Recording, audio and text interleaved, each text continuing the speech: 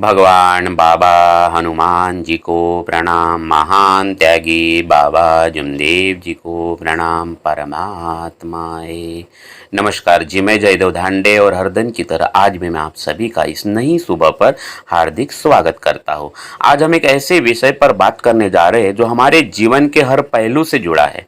आज हम बात करेंगे बाबा के आदेश और उस आदेश का महत्व, अहंकार का त्याग और पूर्ण समर्पण की।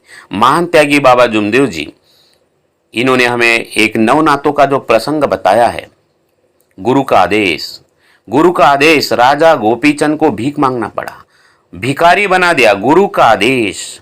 और आज उसी कहानी के बारे में हम बाबा जुमदेव जी के आदेश को समझेंगे कि ये जो वाक्य है, हम जो हर दिन बोलते प्रार्थना में, उसका कितना महत्व है। तो सबसे पहले हम देखते हैं आज इस राजा गोपीचंद की कहानी, जो नवनातों में राजा गोपीचंद, इसका जो इनका जो नाम है बहुत ही आदर से लिया जाता है। राजा गोपीचंद एक बहुत ही शक्तिशाली और धनी राजा था, जिनके पास किसी चीज की कमी नहीं थी।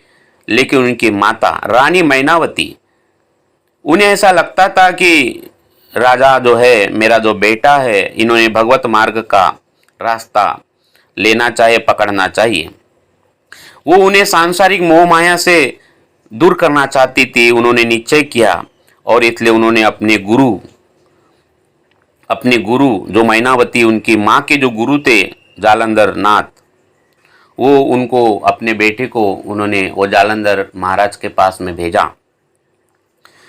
अब ये राजा थे, उनको मालूम था कि वो कितने अहंकारी होंगे, है ना, कितने मय से भरे होंगे।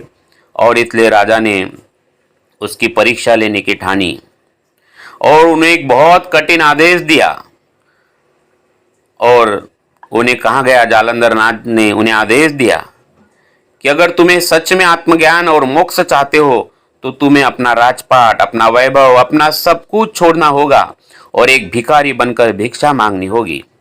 आप सोच सकते हो कि राजा, जिसका हर आदेश पत्थर की लकीर होता है, उसे भीख मांगने का आदेश दिया गया।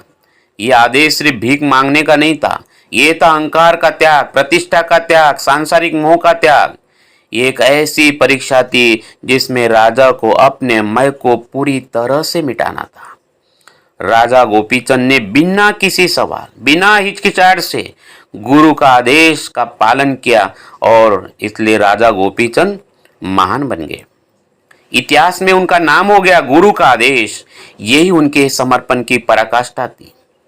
ये उदाहरण हम इसलिए देख रहे हैं, बाबा ने ये राजा गोपीचंद का उदाहरण इसलिए दिया था कि बाबा हमें समझाना चाहते थे कि इस मार्ग में भी आदेश का बहुत बड़ा महत्व है। बाबा का आदेश, तो बाबा का आदेश राजा गोपीचंद के गुरु के आदेश से बिल्कुल अलग है। राजा गोपीचंद को जो आदेश दिया गया और बाबा ने हमें जो आदेश दिया, इसमें जमीन आसमान का फर्क है। क्योंकि राजा गोपीचंद को जो आदेश दिया गया था वो शारीरिक कष्ट था, कठोर तपस्या का आदेश था। लेकिन बाबा ने हमें कोई कठोर तपस्या बनाने का आदेश नहीं दिया, ना किसी सेवक को भीख मांगने का आदेश दिया, चाहो भीख मांग के लाओ, कोई शारीरिक कष्ट नहीं। लेकिन बाबा का आदेश था सत्य पर चलो। बाबा का आदेश था परिवार में सत्य मर्यादा प्रेम से रहो, परिवार में और सेवकों में ईमानदारी से कर्म करो, सारे व्यसनों से दूर रहो, किसी भी प्रकार की नशा मत करो। ये आदेश जो है वो हमारे भीतर से हमें शुद्ध करता है, मन को निर्मल करता है, बुद्धि को उत्तम करता है। तो बाबा का आदेश देखो, बाबा का जो आदेश है हमें एक नैतिकता सिखाता है। बाबा का आदेश हमें सात्विक जीवन का रास्ता दिखाता है। और इसलिए हम सभी सेवक भाई हर दिन रोज बोलते हैं, समय समय पर बाबा के आदेश का पालन करेंगे। बाबा का जो आदेश रहेगा उसका हम पालन करेंगे। हर दिन बोलते, प्रार्थना के अंत में हम बोलते हैं। तो आप समझिए, सिर्फ एक वाक्य नहीं है ये हम सबके लिए एक बहुत बड़ा संकल्प है। हम जो हर दिन बोलते हैं वो सिर्फ एक वाक्य नहीं है, ये बहुत बड़ा एक संकल्प है। और ये संकल्प हमें याद दिलाता है कि हमने पहले जो वचन दिया था मरिया जय भगवत नाम पर, उसके प्रति हम जागे हैं क्या नहीं है। ये वो संकल्प है मर्याद ये भगवत नाम पर का। ये संकल्प है हमारा कि जीवन में अहंकार और लालच और स्वार्थों को मैं कभी अपने जीवन में आने नहीं दूंगा। ये संकल्प हमें बताता है कि राजा गोपीचंद ने जिस प्रकार से अपने गुरु का आदेश का पालन किया, उसी तरह हमें बाबा जुमदेव जी के आदेश का पालन करना है। सत्य में ज्यादा प्रेम से रहना है। सत्य का आदेश, सत्य को अपने जीवन में अपनाना है। और इसलिए बाबा जुमदेव जी ने धोब गांव में बाबा जब मार्गदर्शन कर रहे थे, अचानक मार्गदर्शन करते करते रोने लगे। बाबा रोने लगे, सेवक डर गए और कहने लगे बाबा आप क्यों रो रहे हैं? तब बाबा कहते कि मैं नहीं रो रहा हूं, भगवान रो रहा है। भगवान को सत्यमादा प्रेम की भीख दो। बाबा खुद भीख मांग रहे सत्यमादा प्रेम की, और बाबा के माध्यम से भगवान मांग रहा है। तो भगवान की भूख, बाबा की भूख किसमें? सत्यमादा प्रेम में। और इसमें है हमारे जीवन की भलाई। कोई कठोर तपस्या नहीं, कोई सिद्धि प्राप्त करना नहीं है, सिर्फ सत्यमादा प्रेम को हमें हमारे जीवन में अपनाना है।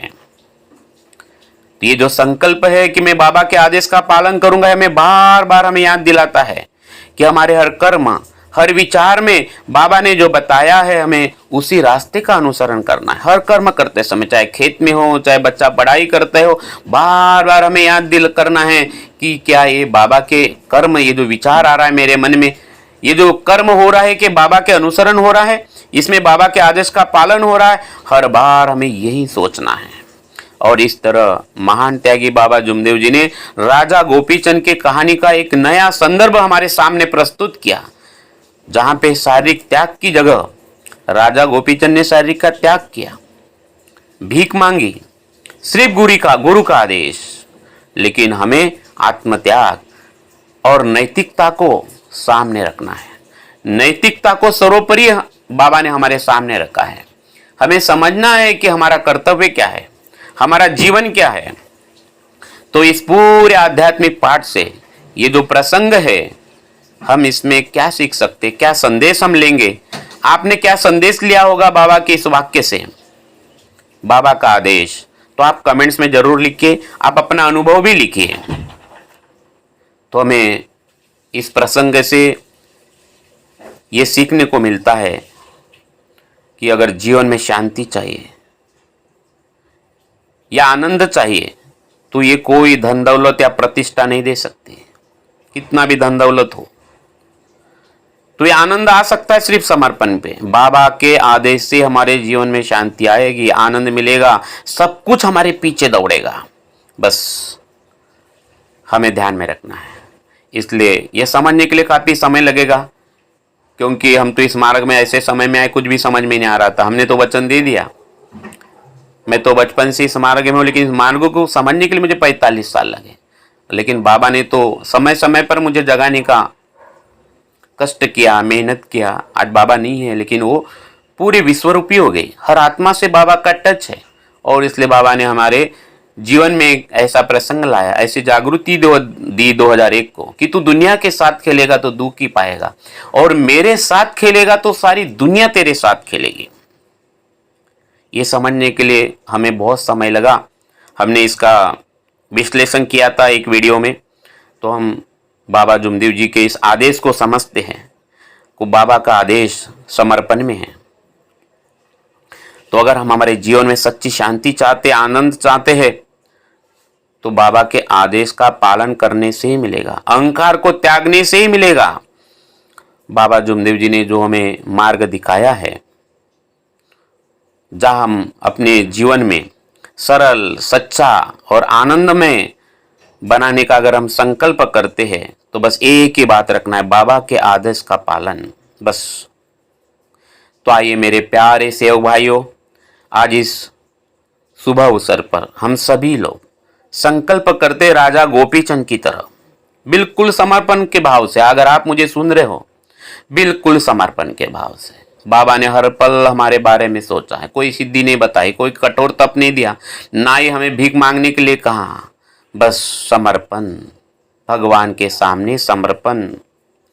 आज उसी समर्पण के भाव से हम संकल्प करते हैं कि आज से हम सारे सेवक भाई जो जो मुझे सुन रहे हैं, निवेदन करता हूँ कि आज से हम बाबा के आदेशों का पालन करने का संकल्प करते हैं और अपने जीवन को धन्य बनाते हैं, सार्थक बनाते हैं। बाबा जैसे सद्गुरु मिले बड़ी भाग्य की बात है।